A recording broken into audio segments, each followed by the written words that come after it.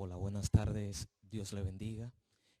Damos gracias a todos los que en esta hora nos sintonizan a través de este espacio, Una voz en el desierto, cuyo objetivo es eh, constatar con la palabra del Señor, a través de la palabra del Señor, eh, muchas enseñanzas erráticas que de una manera u otra han generado mucha polémica dentro de las congregaciones, y el propósito de llegar a ustedes a través de este medio es a fin de mostrarle a través de la palabra del Señor eh, la verdad, lo que ella dice en cuanto a esos temas que han generado mucha polémica a lo interno de la iglesia del Señor. Y para mí es un honor estar acompañado de mi hermano Nicolás Contreras, que junto a mí estaremos dirigiendo este espacio y, y nada, vamos a dar paso al contenido, porque el contenido, Nicolás, que tenemos para hoy es un contenido que usted no se lo puede perder. Usted se tiene que quedar ahí muy pendiente, porque es un contenido muy delicioso. Así que preste atención, tome asiento si está de pie y, y a aprovechar, a disfrutar el contenido que Dios nos ha permitido eh, eh, estructurar para beneficio de todos aquellos que en esta hora nos están escuchando a través de las redes sociales. Así que si usted eh, conoce a alguien que pueda conectarse en este momento, usted le pueda decir, oye, entra a Facebook y conéctate a la página Una voz en el desierto, porque van a hablar una palabra importantísima, una palabra que lo que procura es restaurar, fortalecer, levantar aquellos que están caídos. Y para eso vamos a dar paso, Nicolás, a este contenido de hoy, pero eh, no queremos pasar por alto eh, que dentro de todo este contenido que hemos estructurado, eh, queremos poner el ojo en esas cosas que a la vista de muchos hermanos, de muchos creyentes, parecen como que es algo normal. Y me refiero, hace poco hubo un enfrentamiento, hermano Nicolás, y a usted me, me dará su opinión al respecto. Hubo un enfrentamiento entre unos evangélicos de estos muy espirituales y muy que entendían de que la cuarentena no era con ellos. ¿Mm? La cuarentena no era con ellos, es decir, que la pandemia no era con ellos, y en función de que los gobiernos con el azote del COVID-19 han adoptado una serie de medidas en beneficio de que la población no se contagie de este virus que es letal, y, y se han saltado la cuarentena, se han ido a la iglesia a cantar y a predicar, y a predicar. ¿Mm? Entonces, eh, que creó mucho revuelo, mucha polémica, porque decían en las redes de que si los evangélicos deben o no guardar la cuarentena. Y lo decían, hacían la pregunta en función de que lo que se estaba haciendo era alabando y glorificando al Señor. No sé qué usted me puede decir al respecto. Es decir, eh, la cuarentena es una forma de que me tengo yo que cohibir y no ir a la congregación en función de que ya se ha establecido por las autoridades, o yo debo de saltarme a la torera, como que esto no es conmigo. Usted-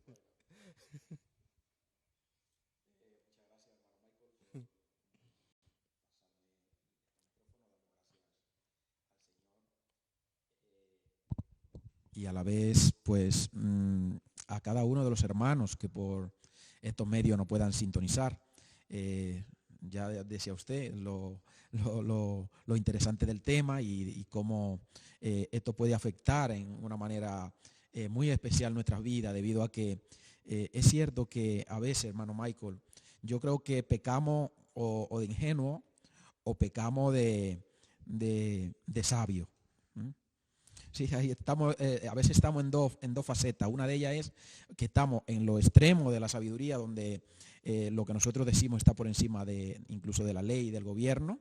Y luego existe otra faceta que somos tan ingenuos que no creemos todo lo que el gobierno dice. Entonces, yo creo que ese tema, especialmente ese punto que usted ha tratado, al respecto de si como cristianos debemos o no acatar, en este caso, unas leyes de un gobierno o de nuestro gobierno, y esto de la pandemia que ha tocado usted es un tema sumamente mundial, a donde no solamente estaría afectando los cristianos y la sociedad general, digamos, de un país, sino, digamos, de todas las naciones del mundo, en cierto modo, se han visto afectadas por esta terrible pandemia. Entonces, el hecho de que el pueblo de Dios, los cristianos, adoptemos una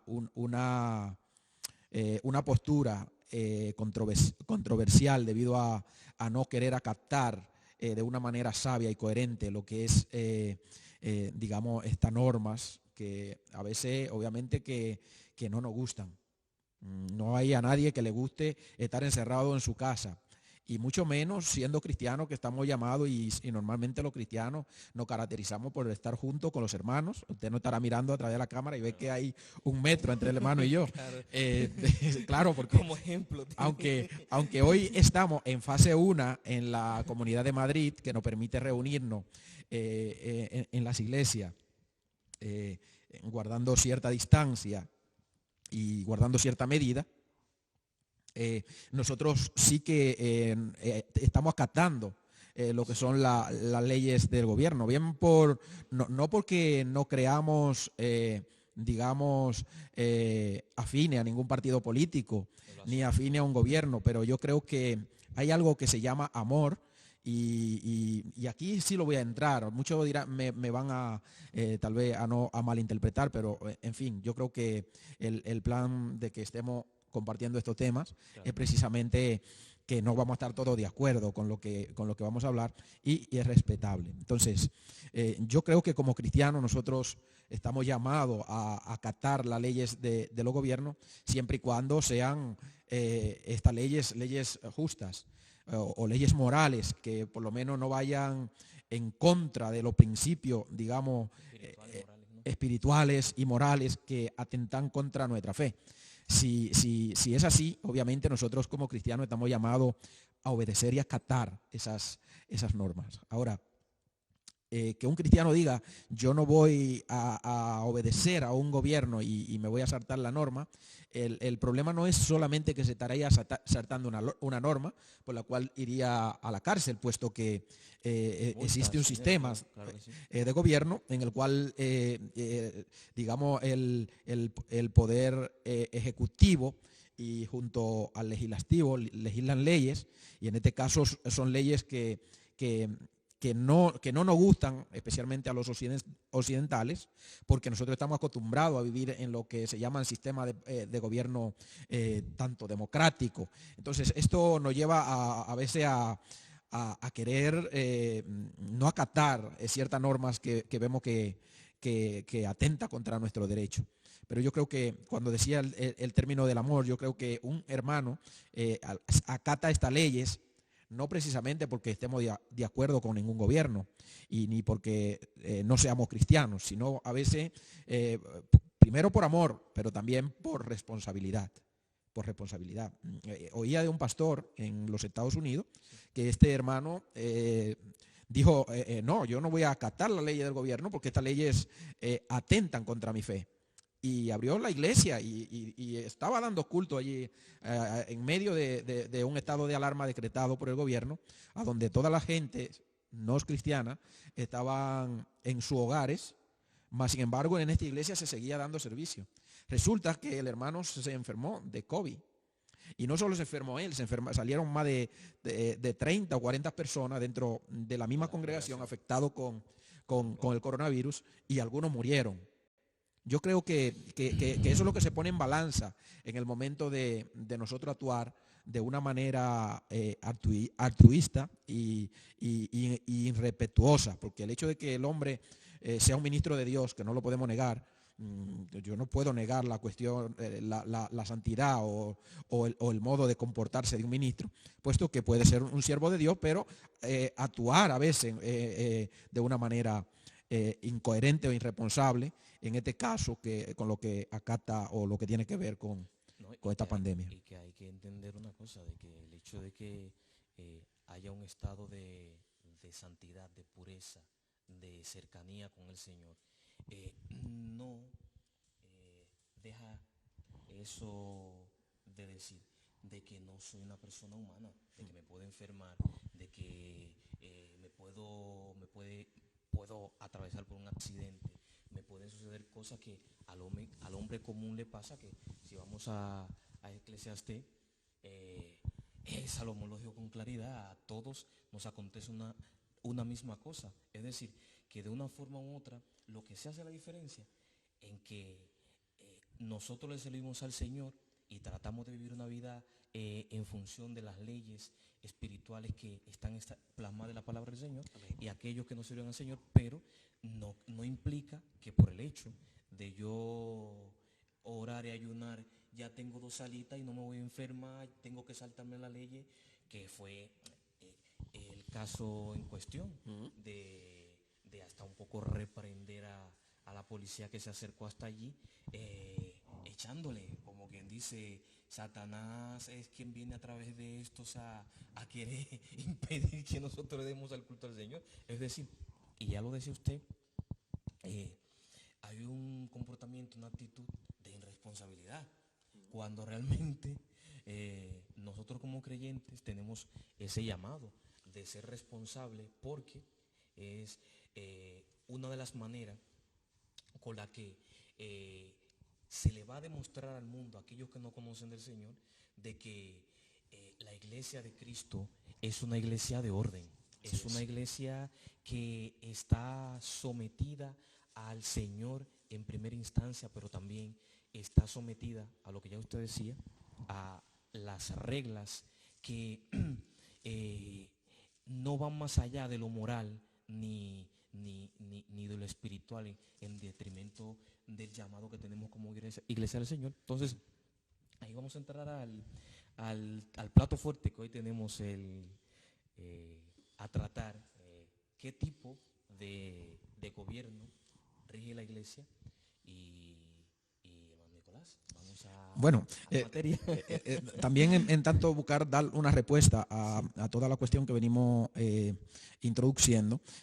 La Biblia habla en Romanos capítulo 13, en el versículo 1, dice: someteos todas personas a las autoridades superiores, porque no hay autoridad sino de parte de Dios, y la que hay por Dios han sido establecidas. Por Dios han sido establecidas. Entonces, si aquí la palabra de Dios es categórica y nos está hablando en una manera, digamos, no quitándonos la autoridad como cristianos, no quitándonos digamos, ese compromiso que nosotros tenemos con la palabra de Dios y con el Señor. Más bien, hay una razón por la cual nosotros estamos llamados a obedecer a las autoridades, y es precisamente porque la Biblia habla que todas las autoridades han sido puestas por Dios. En el momento de yo decir yo no estoy bajo las autoridades, estoy cometiendo un delito. Porque todos los países, sean democráticos, sea una dictadura, sea una monarquía, en fin, sea cual sea el sistema político que exista hoy, nosotros estamos llamados, en cierto modo, a someternos a ese sistema, siempre y cuando esas leyes no atenten contra nuestra fe. Repito, y aquí manda a que debemos de someternos a las autoridades y dar respuesta a esas personas que se han saltado.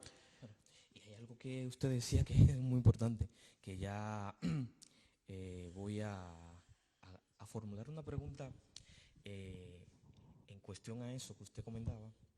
Usted hablaba del patriarcado, hablaba del En función de eso, ¿cuál es el tipo de gobierno que la iglesia como tal está llamado? Bueno, Está llamado a la iglesia a ¿qué? ¿A cuál es el tipo de gobierno que la iglesia que rige más bien, que rige la iglesia, a la que Dios ha establecido? bueno, para ello tenemos que hacer prácticamente un recorrido casi por toda la Biblia, para ir nosotros viendo con un mínimo de detalle cómo el Señor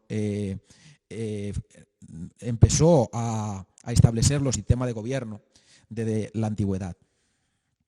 Hay un sinnúmero de pautas que nosotros como cristianos debemos de observar en el momento de enmarcar cuál es el tipo de gobierno que rige la iglesia hoy.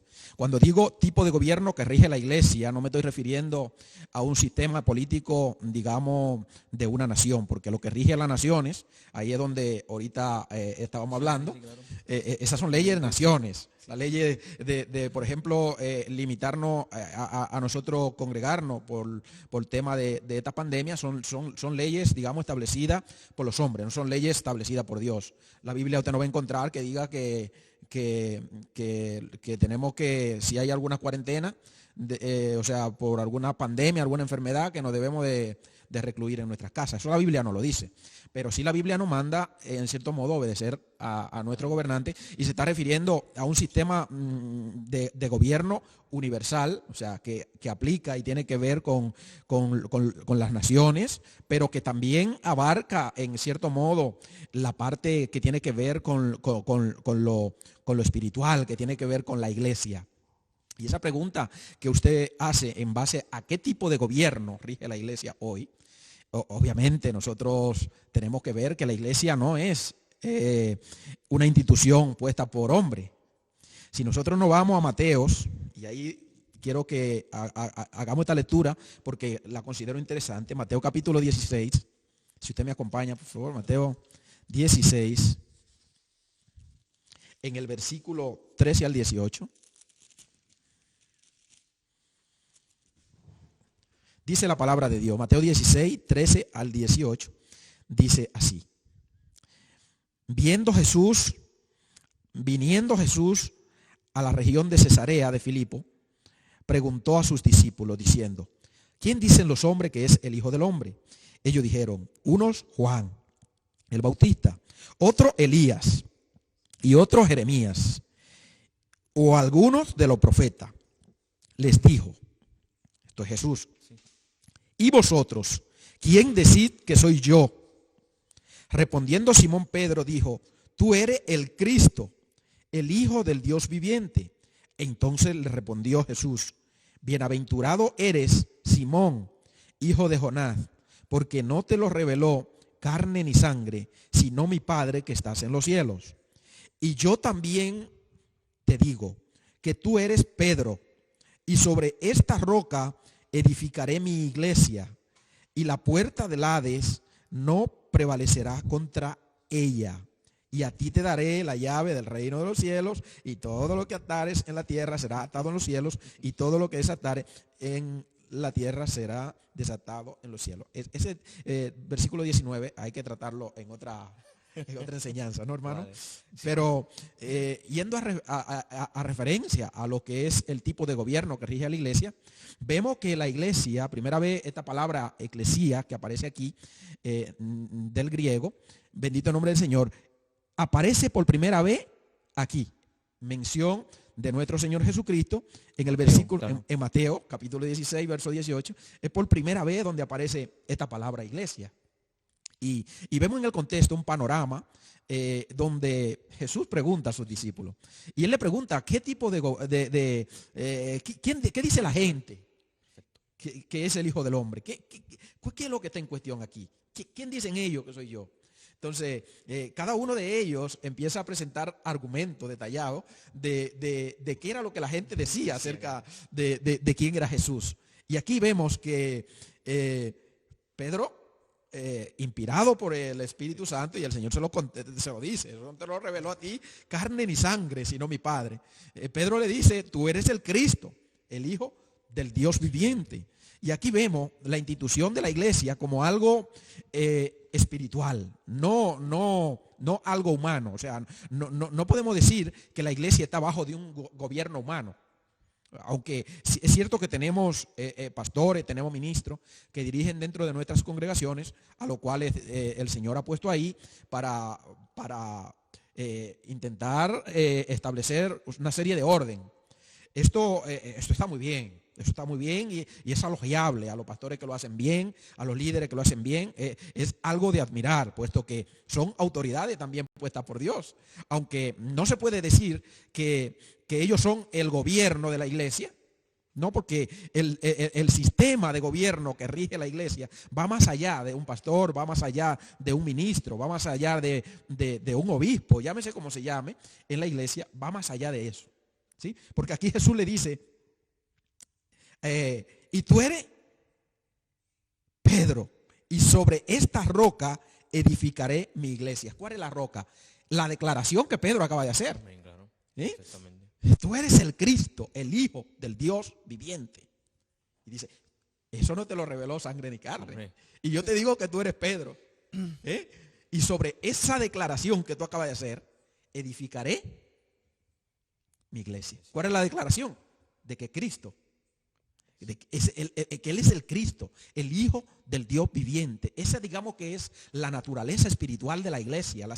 El cimiento de la iglesia está fundamentado en Jesucristo, en esas palabras que dice que Jesús es el Cristo, el Hijo del Dios viviente. Y aquí vemos ya la naturaleza de la iglesia. Para poder entender el gobierno de la iglesia tenemos que entender la naturaleza de la iglesia. No es una naturaleza terrenal, no es algo que ha sido constituido por hombre, no es algo que podemos decir que un hombre constituyó la iglesia, que lo constituyó un papa, que la constituyó Pedro. Pedro no constituyó ninguna iglesia, en absoluto. Ahora, la declaración que Pedro ha hecho de que Jesús es el Cristo, el Hijo del Dios viviente, es sobre ese fundamento, el cual la iglesia ha sido construida, ha sido edificada, y por ende, el gobierno de la iglesia debe de ser un gobierno totalmente diferente a un gobierno, digamos, humano, hermano Michael. Claro, no, y yendo en esa línea que usted plantea, decir también de que es vital, es de mucha importancia comprender de que no consiste la iglesia en lo que ya usted venía mencionando, en criterios o en fundamentos que alguien en concreto trace.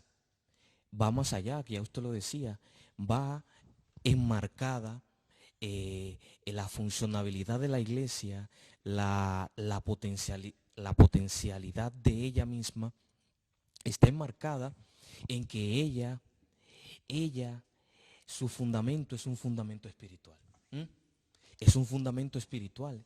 Y ahí es como cuando las aguas se dividen, que para poder entender a claridad, a profundidad un asunto, como es el tema que estamos considerando en esta tarde, amigos y hermanos que nos escuchan, que nos ven a través de Facebook, es necesario, es vital entender lo que Nicolás hacía mención hace un momento, de la naturaleza. La iglesia ha nacido, forma parte, su fundamento, su base, su esencia, de donde ha surgido, no ha surgido de que a alguien se le encendió una chispita. Oye, voy a abrir allí un local y voy a comenzar a dar culto. No consiste en eso. Va enmarcado a lo que la palabra del Señor enseña, en que Jesús, como bien lo habla, lo que le dice a Pedro, sobre lo que has dicho, ahí está fundamentada la iglesia. Una iglesia que no parte de un origen humano, terrenal, no está bajo fundamentos, leyes normativas, como en el mundo cotidiano, en los gobiernos cotidianos en los cuales uno vive, de que los gobiernos se dotan desde su posición ejecutiva, parten con el legislativo y el judicial a formular, a promulgar leyes en función de regir, de mantener un orden en función de la sociedad que le ha tocado dirigir. Pero la iglesia, hay que entender que la iglesia tiene una ley, tiene una norma que no es de carácter físico, humano, es de un carácter espiritual, que viene dada de parte del Señor, amén, del Dios del cielo. Y hay que entender muy bien eso, hermano Nicolás. Así es, ¿no? Y cuando hablamos de tipo de gobierno, tenemos que decir que estamos hablando de un sistema en el cual no solamente se encuentra un solo tipo de gobierno, sino que hay diferentes ramificaciones de ese término, ¿no? Un gobierno. Podemos decir que en la antigüedad existía, por ejemplo, el sistema de gobierno, podríamos decir teocrático, en el sentido de que los patriarcas del Antiguo Testamento, ¿no? Los jueces, los reyes, sí, etcétera, en el Antiguo Testamento eran nombrados directamente por Dios. Claro. Entonces, ¿podemos decir que la iglesia hoy está siendo dirigida por un patriarcado? Yo creo que no, porque ¿qué es un patriarcado? Un patriarcado donde al hombre se le delega la autoridad en el grupo. O sea, solamente el hombre está llamado a mandar y gobernar y dirigir el grupo. Entonces eso es un patriarcado. Entonces no podemos decir que la iglesia de hoy es un patriarcado.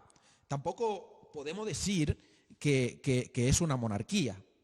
Que una monarquía es donde por herencia ya usted hereda el derecho a gobernar una nación. Entonces ya por herencia, ya por usted haber nacido, ojo, y en la gran mayoría de la monarquía, si nace una hija, ella no tiene el derecho a gobernar, a no ser que las leyes se vean modificadas. Por ejemplo, aquí en España hay un caso ahora mismo, muy evidente, a donde al cortarse, como quien dice, el árbol genealógico, a donde el varón era el que pasaba, asumía el al cargo, reinado, claro. Sí. Pasaba el reinado. Claro, entonces estamos viendo que se han visto obligados a cambiar las leyes para permitir y facilitar que una mujer pueda en el futuro poder gobernar, digamos, o heredar ese el título reino, claro, de reina de España, puesto que solamente estaba delegada al hombre, al varón. Ahora, eso no solamente era en España, eso a lo largo de la historia ha sido así. Que en función de lo que en el momento se indique, se hacen las modificaciones pretendientes. Claro, pero entonces aquí estamos viendo, primero, he hablado del patriarcado. Y hemos dicho que el patriarca es el varón el que está llamado a regir el grupo. Rige, ¿no? Que marca las pautas. Esto va así, de esta y de esta manera. Pero porque no eres varón. O sea, no por otras cosas, sino ya porque tú eres varón. En el caso de la Biblia es diferente, porque recordemos que el patriarcado, especialmente en el Antiguo Testamento, estaba visto como un liderazgo de mando, que en cierto modo estaba ejerciendo también lo que es un papel de una monarquía, pero denominado patriarca, en este caso porque obviamente quienes estaban heredando esos tipos de privilegio para poder gobernar, o a quien Dios estaba escogiendo en ese contexto, era a varón. Y ellos estaban llamados al liderazgo, estaban llamados a conducirse en cuanto a los mandatos que estaban recibiendo de parte del Señor, y el Señor mismo se comunicaba con ellos. Entonces, podemos decir que era un patriarcado teocrático. O sea, no era un patriarcado en el ámbito de hoy que puede ser interpretado como machista, ¿no? Porque en el ámbito de hoy existe también un patriarcado machista, a donde el varón, simplemente por el hecho de ser varón, no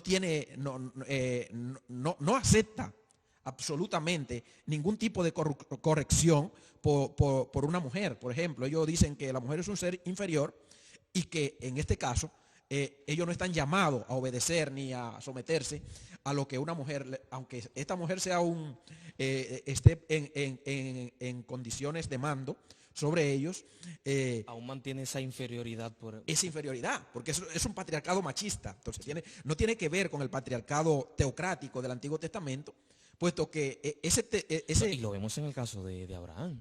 por ejemplo, En el caso de Abraham, por un caso concreto, de que a pesar de ser un patriarca, no por ello dejó de someter y de guiar a toda su familia al plan que Dios ya le venía, le estaba revelando, al plan, al propósito que Dios de una forma u otra le estaba llamando. Él entendía el plan de Dios, el propósito de Dios, pero a pesar de ser un patriarca, comprendía que por encima de su autoridad Dios estaba, y lo vemos también con el caso de Jacob. El caso de Jacob, cuando tiene los 12 muchachos y toda la línea que mantiene de esa enseñanza y ese apego total. También el caso de Isaac, lo vemos, que dice la palabra, es muy sorprendente, siempre me ha llamado la atención esto, que dice que la palabra que tanto Rebeca como Isaac se le metió una amargura total por el tema de que Esaú se casó con una mujer de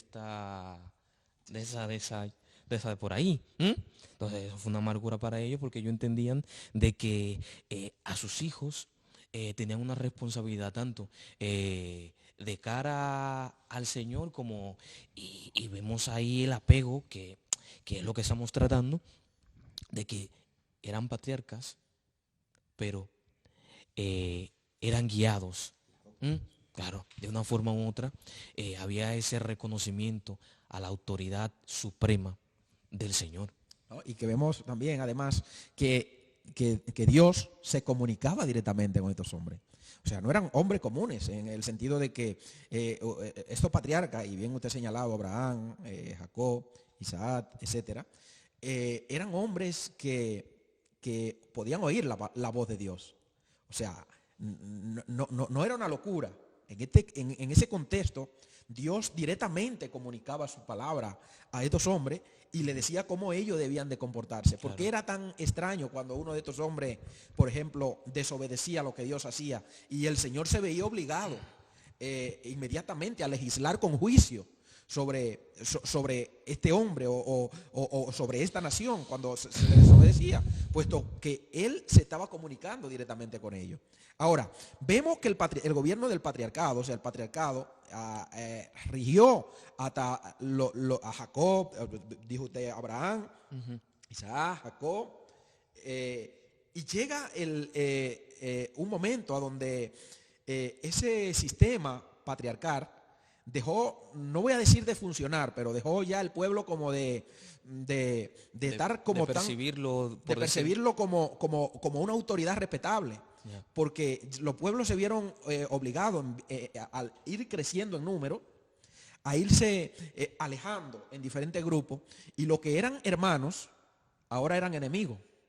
Entonces, dentro de ese contexto llega un momento que, a medida que se va ampliando el crecimiento de la población, y ya, digamos, los cabecillas de los patriarcas principales, por llamarle de algún modo, habían fallecido, sus hijos, no todos, estaban siguiendo la misma línea que estaban llamados a seguir por vía de sus padres. Claro. No, y vemos también que luego de todo ello, viene una forma de dirigir al pueblo que Dios utiliza por medio de los reyes, más bien de los jueces, que lo vemos en la palabra del Señor, de que Dios escoge, teniendo la palabra del Señor, lo pone como un referente en cuanto a juez, a este Samuel. Lo vemos como un referente en materia de legislar, tanto ser profeta, ser juez, y llevar esa responsabilidad de cara al pueblo, de cara al Señor, una responsabilidad que estaba enmarcada en hacer las cosas bien, pero reconociendo siempre una cosa, de que por encima de él había una autoridad suprema, había un gobierno al cual él se debía, y ese gobierno, ese era el gobierno de Dios. El gobierno de Dios. Y también la monarquía, hermano Nicolás. Ahí vamos a llegar ahora. El gobierno de los jueces que usted tacha, Sí, o sea, y menciona, es algo muy interesante porque ¿cuál era el gobierno de los jueces? Era una facultad especial que Dios estaba dando a algunos hombres determinados para juzgar de una manera justa y también para dirigir de una manera justa y recta el rumbo de una nación. En este caso estamos hablando del pueblo de Israel que ha salido de Egipto y se está conduciendo ahora bajo este tipo de sistema de gobierno de los jueces. Entonces, los jueces no solamente estaban llamados a dictar las leyes, también estaban llamados a juzgar en cierto modo de una manera justa, de una manera responsable, sí. de tal modo que quienes estaban bajo ese sistema solamente le quedaba obedecer. Y fue interesante cómo estos jueces, ellos también recibían las leyes que habían de regir estas naciones Sí. de una manera divina.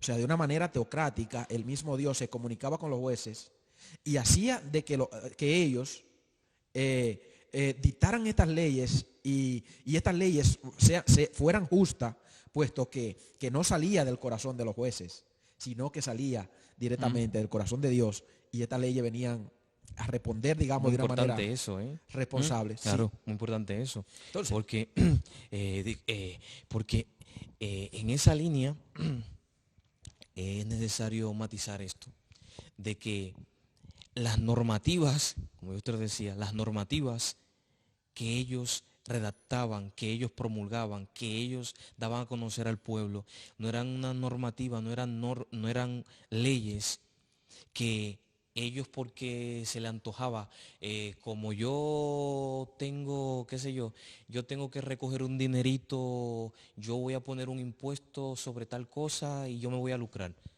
En lo absoluto, ¿eh? nada que No. ver. ¿Mm? En lo absoluto.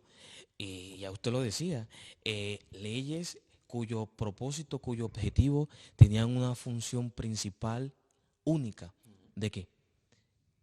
De que Dios, de que el gobierno de Dios, de que el plan, el proyecto de Dios con su pueblo, con su iglesia, se lleve a cabo, se ejecute, que haya un orden, que haya un apego a ese propósito que Dios tiene con cada uno de nosotros. Así es, así es, así es. Y ojo, que aún en ese sistema de gobierno, digamos justo, porque todo hombre que es dirigido por Dios no solamente está llamado a ser justo, en este caso es que además lo eran. Eran hombres justos los que recibían esa facultad para juzgar y eran los jueces de Israel. Pero aún así había un cierto malestar dentro del pueblo, porque el pueblo empezó a desdecir lo que los jueces decían, de lo que no estaban de acuerdo, o sea, había un desacuerdo. Si nosotros observamos en las escrituras, cuando ellos empiezan como a debatir, a quejarse de que no estaban conformes con el gobierno de los jueces, que ellos no estaban conformes a que ese sistema siguiera gobernando sobre Israel, puesto que ellos sacaban en relieve, y especialmente en los tiempos de Samuel, Sí. ellos sacaban en relieve de que las naciones vecinas, circunvecinas de Israel, Claro. tenían gobierno, o sea, tenían reyes. Y que ellos ya no querían tener un gobierno soleto, a donde eran jueces los que gobernaban en el pueblo. Ellos querían parecerse, por lo menos, A las demás naciones. a las demás naciones. ¿No? Y en función de la cita bíblica que habla acerca de lo que usted ha estado resumiendo, y le quiero hacer una pregunta. Eh, con el paso de Israel de asumir un estado de gobierno, de cambiar de jueces a que se instaurara una monarquía, o Dios mismo le indicara a Samuel de que, mira, esta es la persona que yo tengo para que tú me la unjas, ya que el pueblo quiere un rey de una forma u otra. Esta es la persona que yo quiero que tú la unjas. Pero una cosa, y es muy importante, ya hablábamos de eso, de que dice la palabra que Samuel, antes de presentarle, bueno, en ese mismo momento, antes de proclamar como rey a Saúl, le dicta al pueblo todas las normas, todas las leyes en función. Oigan una cosa, que ustedes han estado pidiendo de voz en cuello, las normativas, mírenla aquí donde están escritas. Sus tierras la va a tomar, el fruto, sus hijos serán en pocas palabras esclavos, sus siervos serán los siervos de él. Es decir, ustedes estarán en una absoluta obediencia, bajo su autoridad, estarán en una absoluta sumisión ante cualquier decisión, cualquier paso que él dé como rey, porque así ustedes, con ese deseo de que alguien le gobierne fuera de Dios, porque ya Dios se lo dice. Oye una cosa, Samuel, no llores, no te estés preocupando más, porque no me han desechado, no te han desechado a ti, me han desechado a mí. Entonces, mi pregunta va en esa línea. Con el reinado de saltar del gobierno de los jueces a la monarquía, queda abolido el gobierno de Dios, se sustituye el gobierno de Dios para con el pueblo. Eso es muy interesante, porque ahí recordemos que el pueblo se está quejando del sistema de gobierno de los jueces. Hasta ahí, en Israel podríamos decir que era un gobierno teocrático casi 100%, a donde el hombre sí que tenía cierta inferencia, pero podemos ver que el Señor elegía de una manera sabia, de una manera divina. Amén. Cada uno de los hombres que habían de regir el destino de la nación.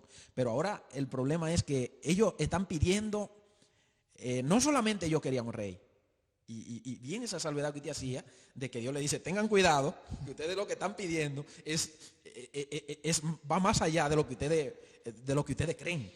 O sea, más allá de tener un hombre que, así es, que le rija, claro. Ustedes están pidiendo un sistema que en cierto modo le puede interesar a un hombre, pero no es el mejor sistema. El mejor sistema es el que yo hasta ahora he venido dándole a cada uno de ustedes y le he venido gobernando a lo largo de los tiempos por medio de lo que he considerado. Así es. Pero llega este momento y ustedes me piden rey. Yo le voy a dar un rey, pero tengan cuidado, porque el rey va a ser de acuerdo a su corazón. Así es. Y no se pueden quejar, en pocas palabras. No se me pueden quejar en lo absoluto. Entonces, esa pregunta de usted, ¿es cierto que entonces ya Dios se desvincula totalmente de la nación y ya ahora solamente son los reyes? No, Dios no se desvinculó totalmente de la nación. El Señor seguía nombrando reyes en Israel. Es decir, Dios seguía nombrándolo. Sí, es decir, que el gobierno del Señor continuaba. Pero ya existe otra faceta, la cual es humana.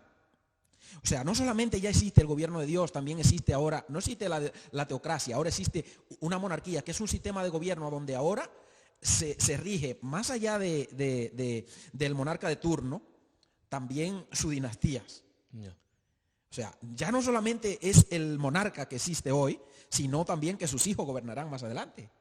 O sea, el sistema se va a ir extendiendo a medida que este hombre vaya teniendo hijos. Claro. Si tiene 20 hijos y esos 20 hijos se le ocurre, o sea, si tiene un hijo varón, este varón heredaría y gobernaría. Claro. El descendiente de ese varón gobernaría. Ya hay una ramificación humana, a donde ya no es Dios directamente que está eligiendo a los gobernantes, en el sentido de que Dios no está señalando, tú hoy me vas a ser rey, ¿no? Ahora, aparte, existía la opción de heredar. También, además, la monarquía. Ahora se heredaba. Ya. En cambio, anterior Dios era que decía, anterior a Saúl, Dios escogía directamente y decía, este me será por juez, este me será en el caso de los patriarcas, sí. por mi siervo. Entonces, en ese caso era un gobierno, diríamos, teocrático. Combinado, monárquico, teocrático o como... Esa monarquía sí. La monarquía que hubo en Israel fue una monarquía semiteocrática. Yo no puedo decir que era teocrática al 100%, no lo era. Ya. Pero sí había una parte, una faceta en la cual Dios elegía a los reyes. Decía, úngeme como rey a este. Y le era ungido. En el caso de Saúl, Saúl fue elegido por Dios para gobernar a Israel en el momento que Israel rechaza el gobierno de Dios. No, y que vemos también en el caso particular de David, cómo la palabra habla de que David tenía el corazón conforme a Dios y de una forma muy, muy, muy puntual, su vida en cuanto a su vida como rey dejaba mucho que ver el distanciamiento que tenía del reinado de Saúl, de que David dentro de su reinado, dentro del sistema monárquico del que él gozaba, él entendía que para él continuar al frente o para él ser el rey de Israel y guiar al pueblo por el sendero correcto, él entendía de que necesitaba sí o sí esa provisión, esa guianza divina, esa autoridad que provenía de parte del Señor. Pero que la necesitaba. O sea, recordemos el gobierno de David. El gobierno de David fue electo por Dios. Pero Mefibosé, que era el heredero del trono, según la historia, él se levantó en armas contra David para instaurar un gobierno por herencia, porque le correspondía por herencia el reinado de Israel. Sí. Posteriormente Mefibosé muere, pero y David y Mefibosé, en cierto modo, en el contexto estuvieron un reino paralelo era el de Mefibosé, aunque no tenía el apoyo total de toda la población hebrea, pero sí tenía cierto apoyo en cuanto al ámbito militar. Había una parte de los militares que decían, Mefibosé es el heredero, porque es el único heredero del linaje real de la parte de Pero Saúl. David es elegido por Dios, es electo por Dios. No. Y recordemos que aquí entra también en juego la herencia patriarcal, a donde según el linaje del que venía David por linaje estaba llamado a reinar sobre Israel. Por lo cual también se estaba cumpliendo la rama, digamos, patriarcal, la línea patriarcal de herencia, se está cumpliendo en David, y David pasa a heredar en Israel, pero aparte es electo por Dios. Ahora, David sentía la necesidad de que su reino tenía que ser no solamente un reino a donde Dios habitaba, sino que de ser un reino a donde Dios era también además el que gobernaba. Entonces, para un poco adelantar, dentro de la iglesia, el sistema que rige, el gobierno que rige la iglesia, es un gobierno democrático. Ahí queríamos entrar, porque no podemos decir que la iglesia, los sistemas de gobierno que hemos mencionado anteriormente, no podemos decir que ninguno de ellos son los que gobiernan la iglesia hoy, o sea, con excepción del teocrático. O al menos la iglesia no está llamada a adoptar ninguna postura, digamos, política dentro del contexto real de la iglesia. Hoy, aunque lamentablemente no podemos decir que todas las iglesias se están rigiendo por el orden bíblico que existe para dejarse gobernar directamente por Dios, como las escrituras dicen. Hay muchas iglesias que no podemos decir que sean un patriarcado, pero se comportan como tal. Hay otras que se comportan como si fuesen una monarquía, a donde los hijos de fulano heredan, los hijos del otro heredan, claro. Los hijos del otro operan igual que una monarquía. Entonces, el gobierno... como la dictadura. O como la dictadura. Entonces, también con la vara. Y lo que yo digo se hace, aun cuando esté en contra de lo que la palabra dice. Entonces, se comportan como tal, pero no es el tipo de gobierno que está llamado a regir o a dirigir la iglesia de Cristo en el día de hoy. La iglesia de Cristo está llamada a ser dirigida así Qué como... bueno que usted dice iglesia. Sí. Iglesia. Porque de ahí debe de entenderse lo que estamos hablando. De que iglesia.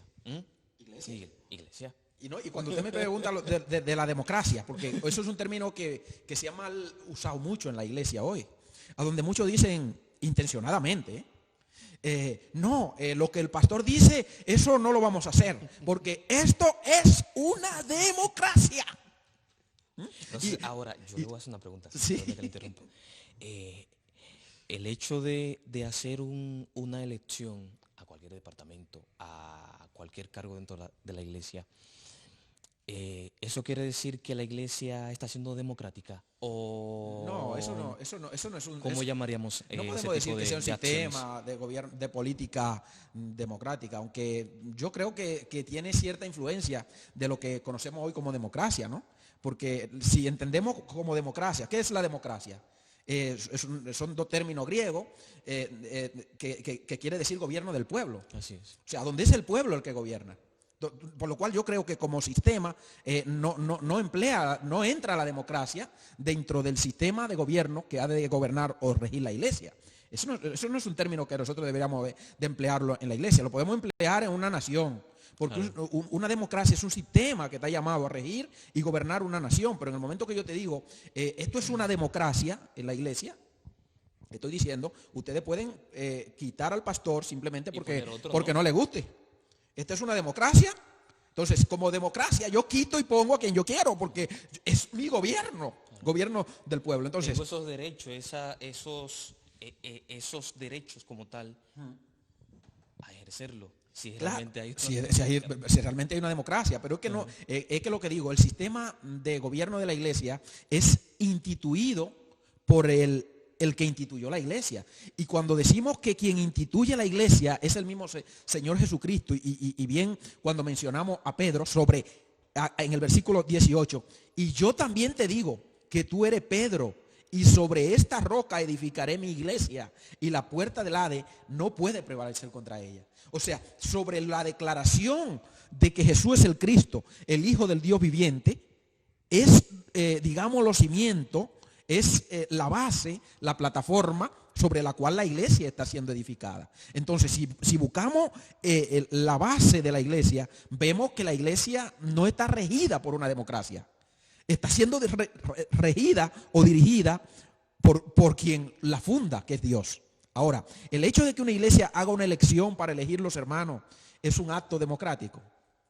Yo creo que cada ministro de Dios, guiado por el Señor, por el gobierno teocrático de Dios, tiene la comprensión y la sabiduría también de ver quiénes él puede poner a dirigir al frente de una sociedad o de diferentes actividades en la iglesia, porque obviamente el pastor no está llamado a hacer todo en la iglesia.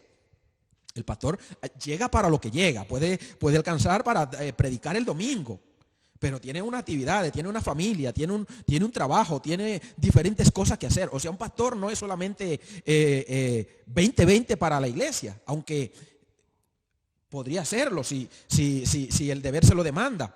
Pero no todos los pastores están 100% en la obra por diferentes circunstancias, o bien porque tienen un trabajo, o bien porque tienen otras obligaciones personales que tienen que compaginarla con lo que es el liderazgo que le ha sido delegado de parte de Dios. Entonces, en esa circunstancia, ellos se ven obligados a delegar.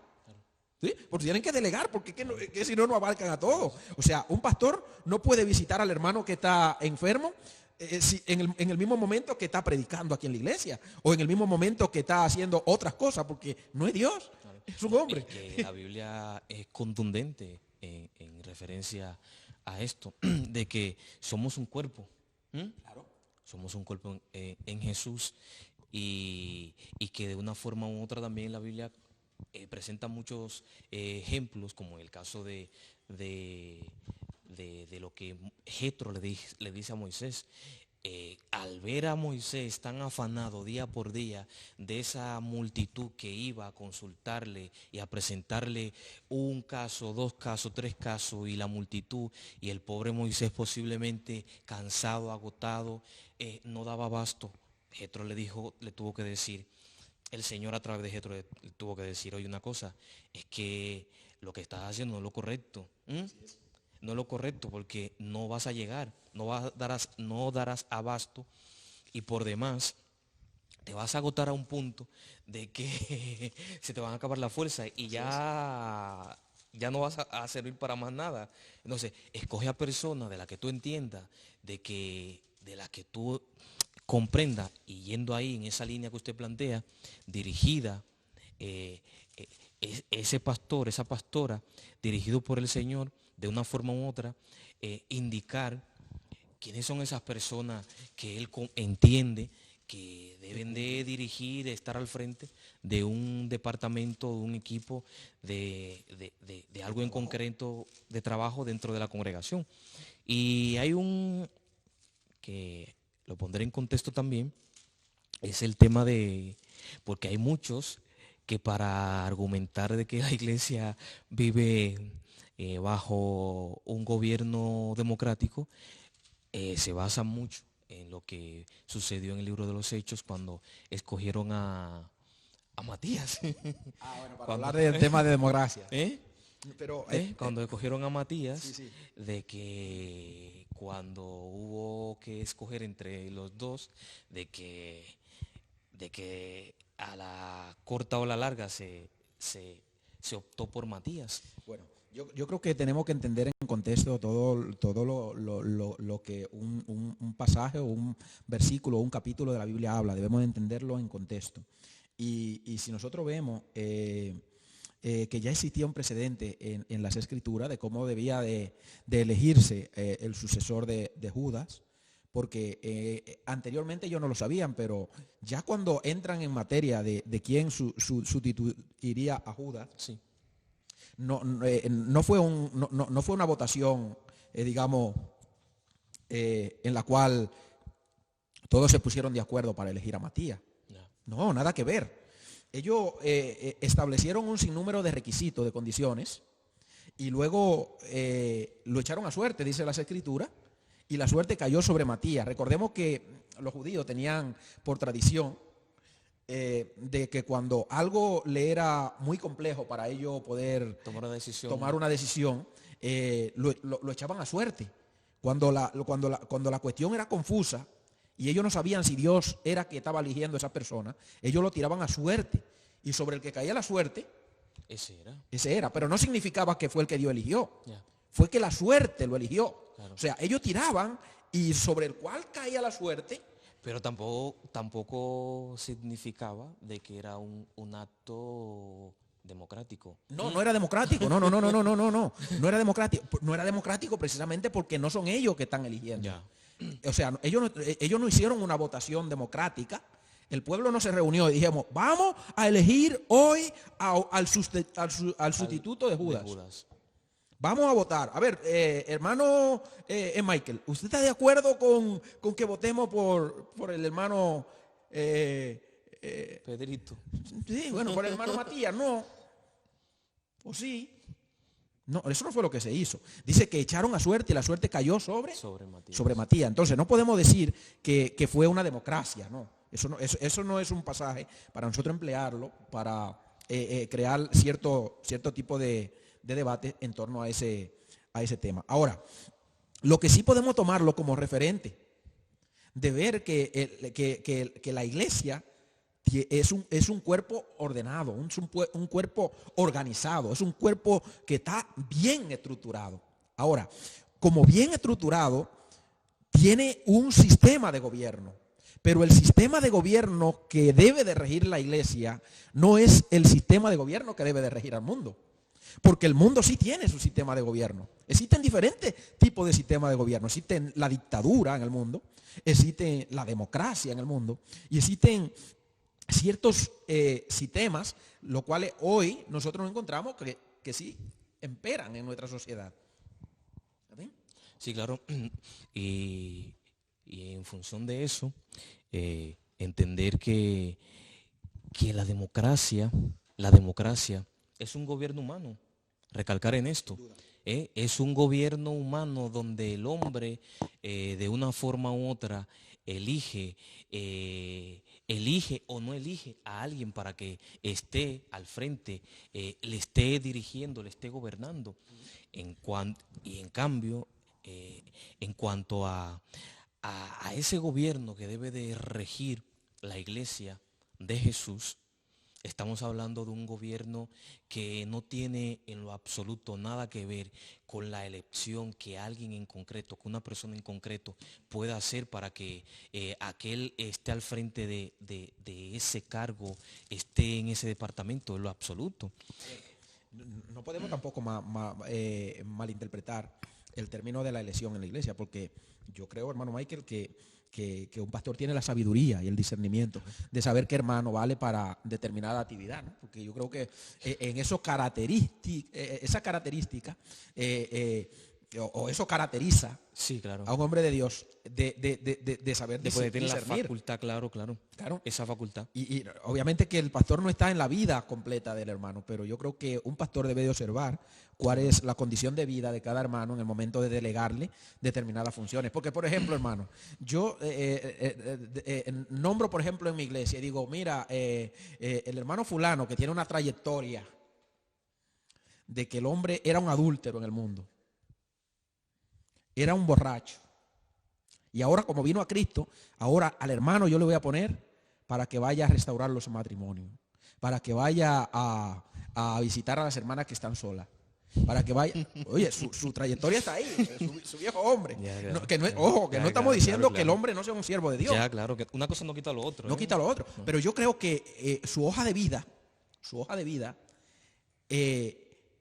habla mucho también de cuál era su trayectoria pasada. Y yo creo que en el momento de tomar una elección humana, repito, no espiritual, porque Dios puede elegir a cualquiera y mandarlo a hacer cosas que son locura para el hombre, pero para Dios son simplemente propósitos.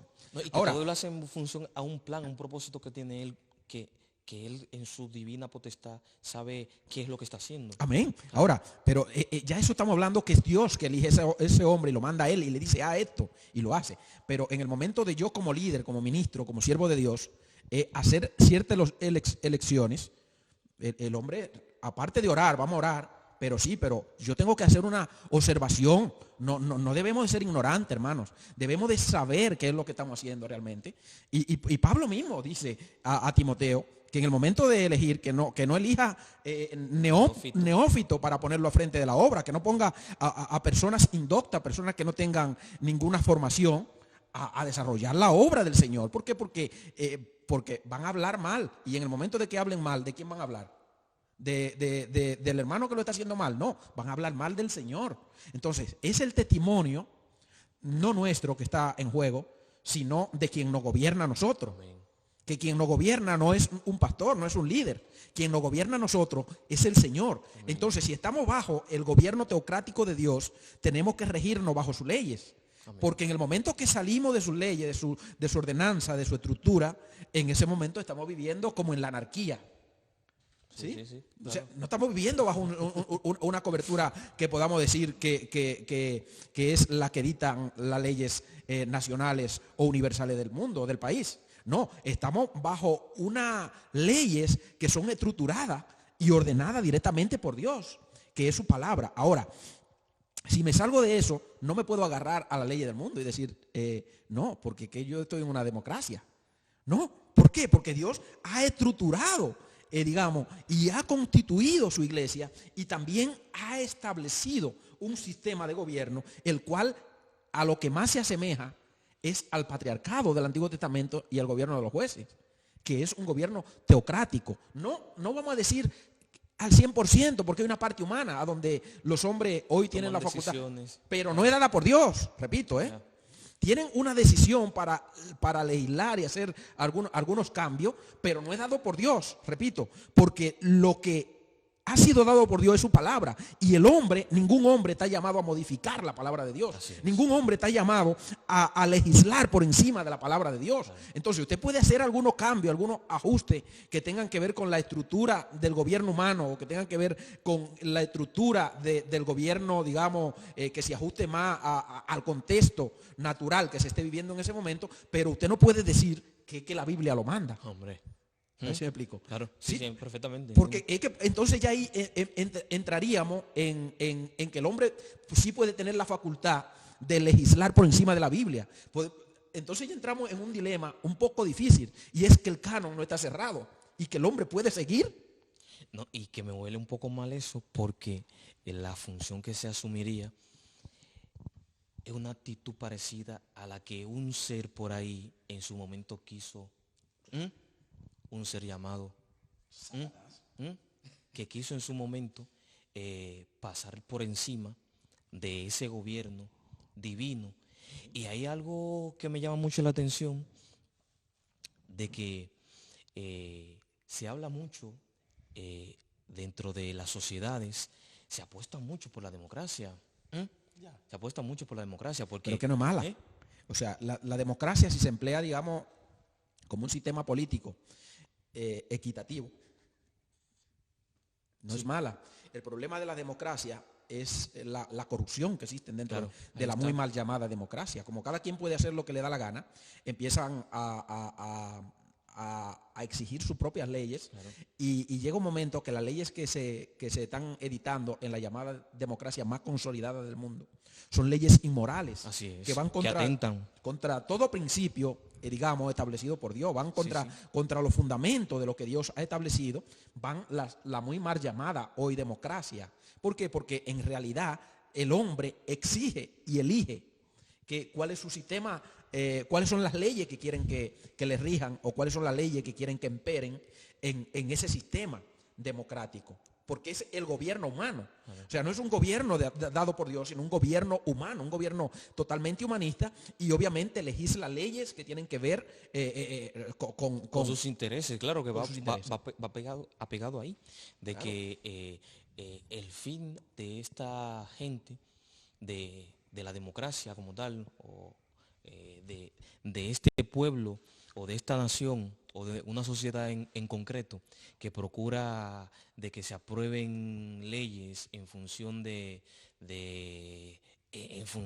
una área determinada, es a fin de satisfacer de una forma u otra, qué sé yo, sus ideologías, sus ideologías inmorales, satisfacer sus ideologías en función de sus criterios económicos. Es decir, tiene toda una línea, como bien está definida la democracia, que es un gobierno que impera, que es dirigido por el hombre. Entonces, extrapolándolo, llevándolo a lo que concierne a la Iglesia del Señor, la Iglesia del Señor no está llamada a vivir, a estar regida bajo un sistema, bajo un gobierno democrático en lo absoluto, porque ya hemos estado mencionando de que si fuese así, todos aquellos que están dentro de una congregación, por el mínimo hecho de que algo no me gusta, de que el otro, el representante o el líder de tal departamento no hace esto, no actúa de esta manera, y como no lo hace de la manera que yo considero que debe de hacerlo, yo, como estamos bajo una democracia dentro de la congregación, yo tomo la decisión de reunir todo lo que yo pueda convencer, porque en eso trata la democracia, en esa facultad de poder allegarte a cuantas personas uno entienda, y convencerla de que fulano de tal no está haciendo no está cumpliendo con sus responsabilidades, no está asumiendo su papel como tal, y hay que derrocarle, hay que sustituirle. Y dentro de la iglesia del Señor eso no cabe. No debería, pero lamentablemente sí se está dando esa situación, Michael. Escuchaba yo de unos hermanos, de una familia, que ellos, a espalda de su pastor, oye lo que voy a decir, era algo muy complejo. Ellos estaban bautizando a gente. Gente que, según el manual, digamos, de la institución, prohibía que por doctrina o por forma de enseñanza que tenían que cumplir ciertos requisitos, y por lo visto parece ser que no lo cumplían dentro de esa organización. Y esta familia, esa gente, agarraron a esas personas y lo bautizaron en el nombre del Señor. Entonces, ahí ya entramos en un debate a donde tiene que imperar, según ellos, la democracia, y como eso es democracia, cualquier cosa puede valer. O sea, puedo hacer lo que me dé la gana, y ya luego pues ya vemos qué pasa. Pero como vamos a ver que hemos visto que la iglesia, quien la instituyó fue Jesucristo. Y le dice a Pedro, sobre esa declaración que tú hiciste, yo edificaré mi iglesia.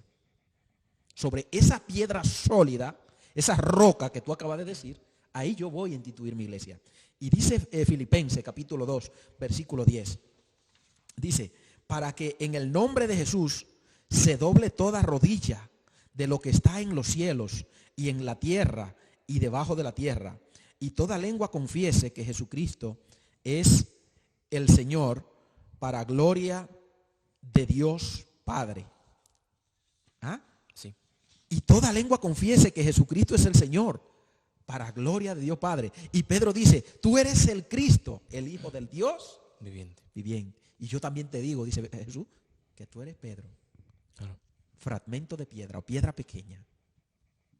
Y sobre esa roca, refiriéndose a la declaración que tú acabas de hacer, yo voy a edificar mi iglesia, y la puerta del Hades no prevalecerá contra ella. Y dice, para que en el nombre de Jesús, dice Pablo, se doble toda rodilla y toda lengua confiese que Jesucristo es el que gobierna en la iglesia, que Él es el Señor, que Él es el único que está llamado a legislar, que Él es el único que está llamado a dictar la ley en la iglesia, que Él, bajo su sistema, es que toda la iglesia debe de estar. No bajo otro tipo de sistema político, sino bajo el sistema establecido por Dios. En este caso, estamos hablando de un gobierno teocrático que dicta unas leyes que no pueden, que tal vez no todos estemos de acuerdo con ellas.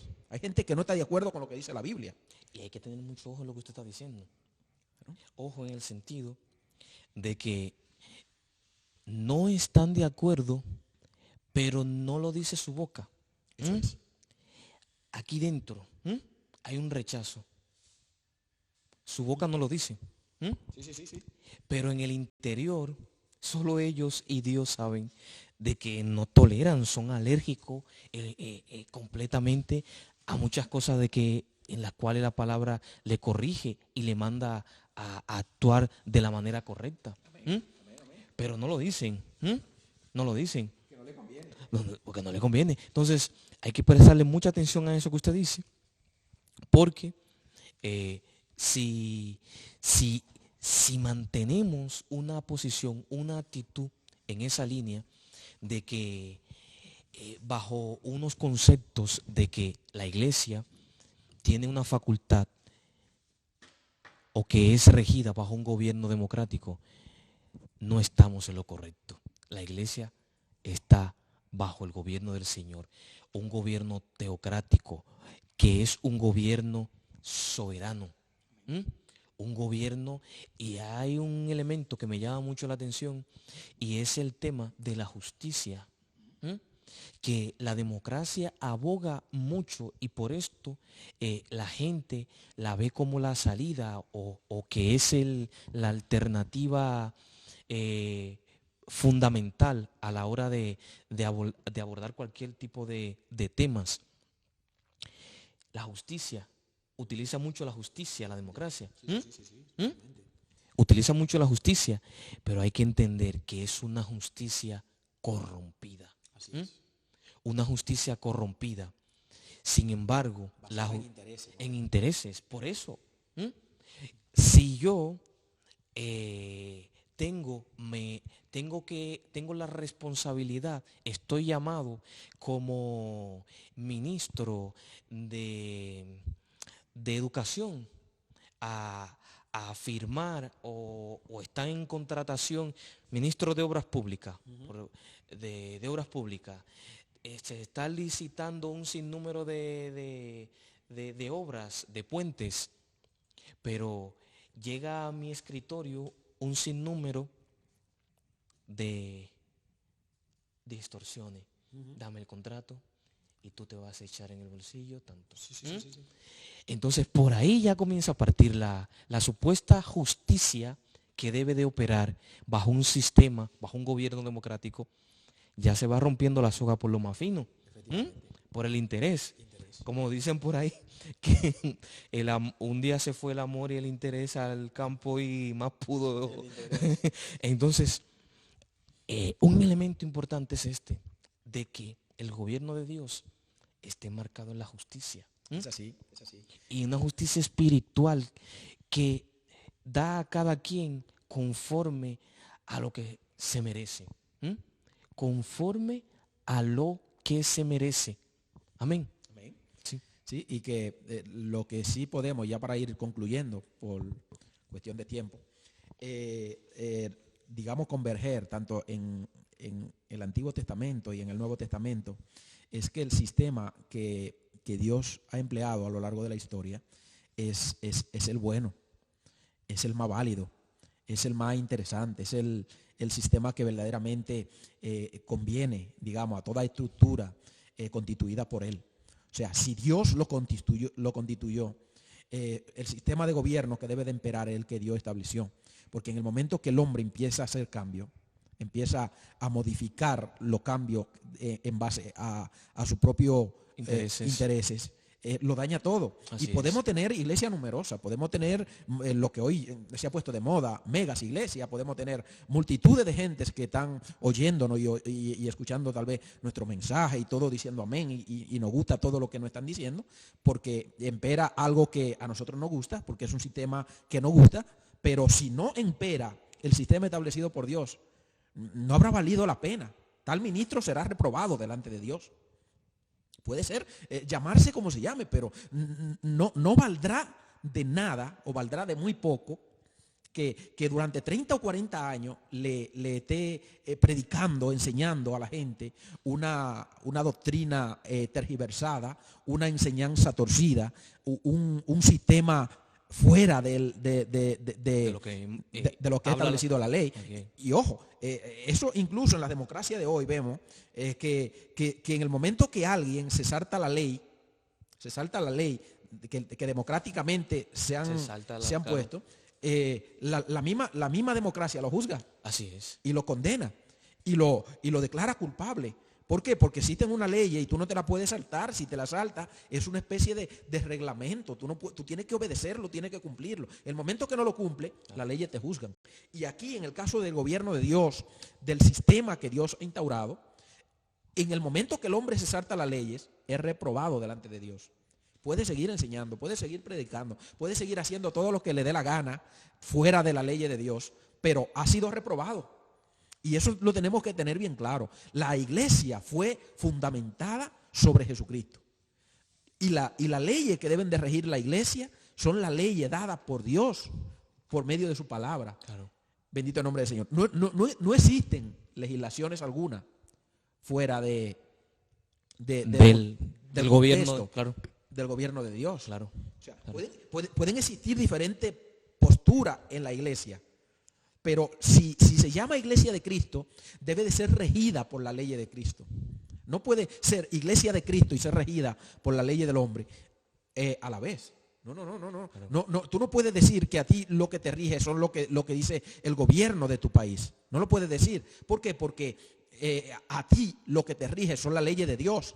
Ahora, el hecho de tú ser dirigido teocráticamente por la ley, por las escrituras, por la palabra del Señor, eso te constituye a ti en un ciudadano aislado de la sociedad en la que vive. Nada que ver, no tiene nada que ver.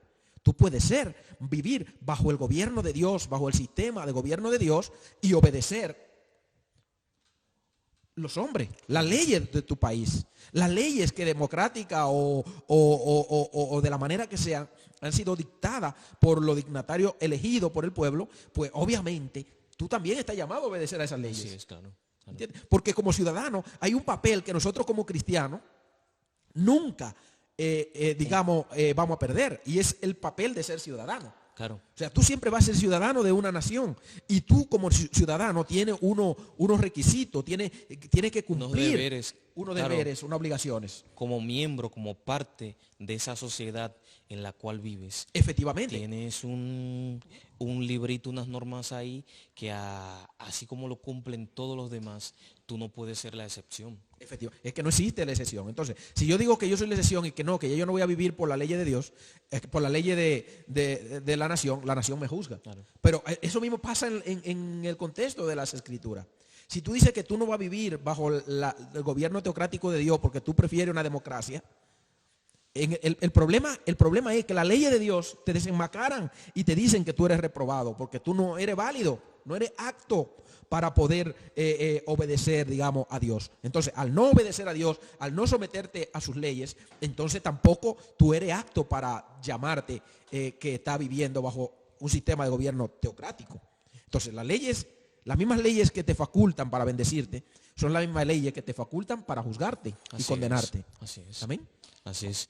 Es eso, que entender de que la democracia no puede regir, no puede ser la forma de gobierno, el tipo de gobierno que rija, que gobierne la iglesia. Todo lo contrario, el gobierno que debe de regir la iglesia, ese gobierno teocrático, ese gobierno que proviene desde el cielo, del Dios Todopoderoso, que juzga con justicia y verdad, como lo decíamos, que juzga con justicia.